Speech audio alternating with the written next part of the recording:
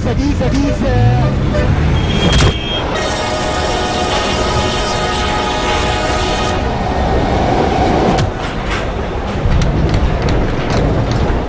فاضية كراسي، فاضية كراسي، فاضية كراسي.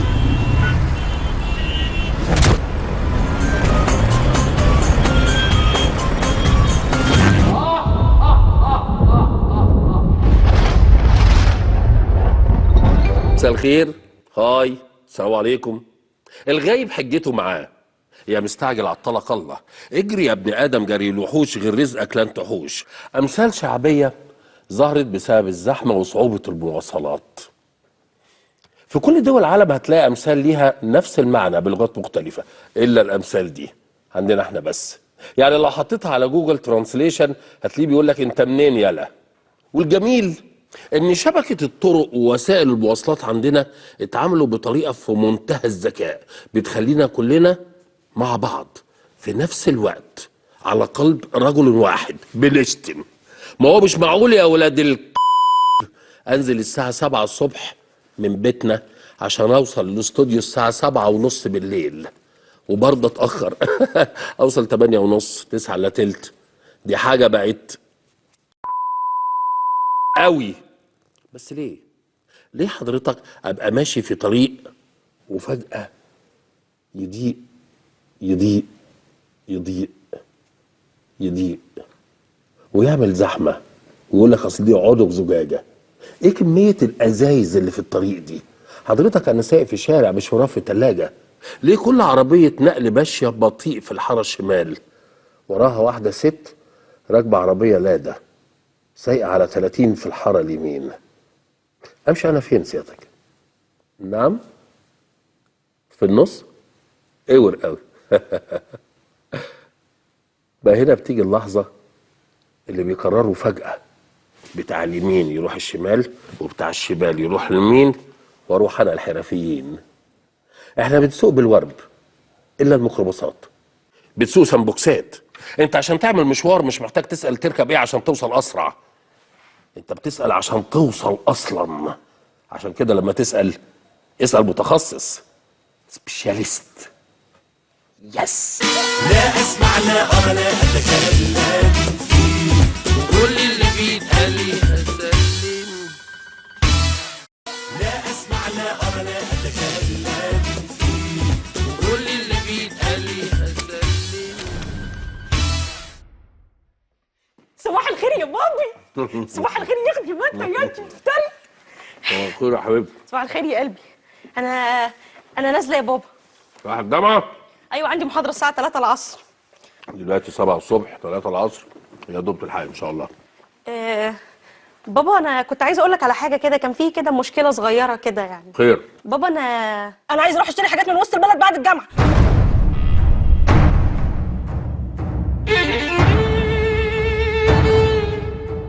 النهارده مشوارين وعندك الساعة 3 هتلمنتي؟ ها؟ معلش يا بابا. الحي ازاي؟ انت مش عارفة انت فين؟ اعمل ايه يا رب؟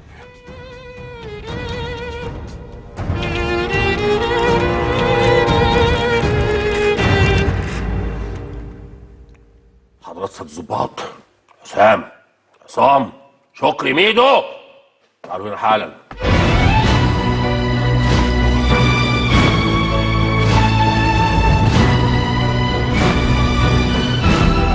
صباح الخير يا فندم. صباح الخير. خير ايه منين؟ خير سعادتك.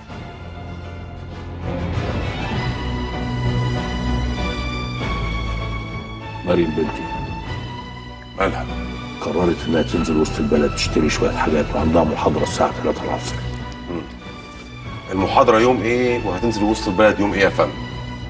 مشوارين في يوم واحد. وسط البلد وجامعة عين شمس في يوم واحد؟ دي مهما كان بنتك ايه هانت عليك؟ هتنزل دلوقتي الساعه 8 الصبح، محاضره 3 العصر.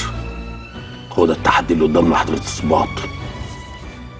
انا عاوز البنت توصل المحاضره بتاعتها قبل 8 بالليل. لكن يا فندم مالكنش؟ هي أول مرة ولا إيه؟ نسيتوا؟ نسيتوا الثغرة؟ حركة راس العش وقعت التكاتك؟ فاكرين يا فندم، فاكرين، بس كل كوم ومشوارين لبنت سعادتك في نفس اليوم حاجة تانية خالص. أنا عارف. المهم دلوقتي أنا هوضع خطة محكمة. كل الإحداثيات والمعلومات اللي عندنا بتقول إن إحنا عايشين هنا في مدينة نصر، تحديدا في أول مكرم عبيد، ودي نعمة من ربنا سبحانه وتعالى إن إحنا ساكنين في المنطقة دي. وفر علينا 22 يوم لو كنا ساكنين هنا في آخر مكرم عبيد. بس للأسف يا فندم احنا كده لسه في منطقة الخطر، منطقة العمليات، مدينة نصر. عندك حق، بس أكيد ربنا له حكمة في ده. الحمد لله على كل حال. مريم بنتي هتنزل تركب عربيتها وهتتوجه نحو وسط البلد. هيكون قدامها طريق من 2، يا اما تسلك كوبري اكتوبر اعلى طريق النصر وبعد كده تاخد الواصله في اتجاه عبد المنعم رياض، او يفضل استخدام محور صلاح سالم باتجاه كوبري الفردوس بربط نفع الازهر.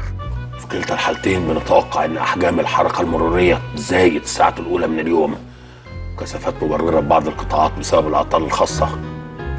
اتجاه القادم من الاوبرا باتجاه صلاح سالم. بابا قصر يا بابا يعني وانجز، عايز ايه يعني؟ قول. يعني من الاخر الاتنين هيكونوا واقفين، وبالتالي العربيه مش هتنفع. طب ايه رايك يا فندم لو نزلت بالسكوتر؟ خدتها من على لسانك. بالظبط، بس هي مش هتكمل بيه.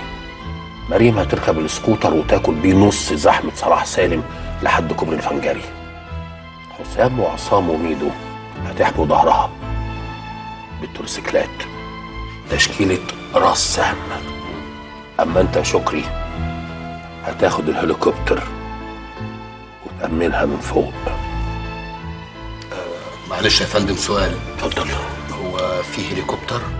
ايوه. احنا بقالنا ساعة بنهري، انا شايف ان هي تروح بالهليكوبتر اسهل. بتاعت الشغل السكوتر بتاعتنا يا فندي. عاوز يا فندم. بتقول اي كلام وخلاص. عاوز يا فندم. انت بتكبر دورك، بتكبر دورك. بعد ما توصل لكوبري الفنجري هتنط من على السكوتر ترميه في الارض. حسام هتاخده عشان ده بتاعنا وهتحطه على التروسيكل. يبقى عندك مهمتين، تحمي ظهرها وتحافظ على السكوتر. حاضر يا فندم. طب بالنسبة للأمراية بتاعتنا ست الكل، طب يدوم احنا نجيب لهم ليمون، نجيب شجره، مركب يا باشا. اوعوا لا تخرج معاكم وبتصرفوا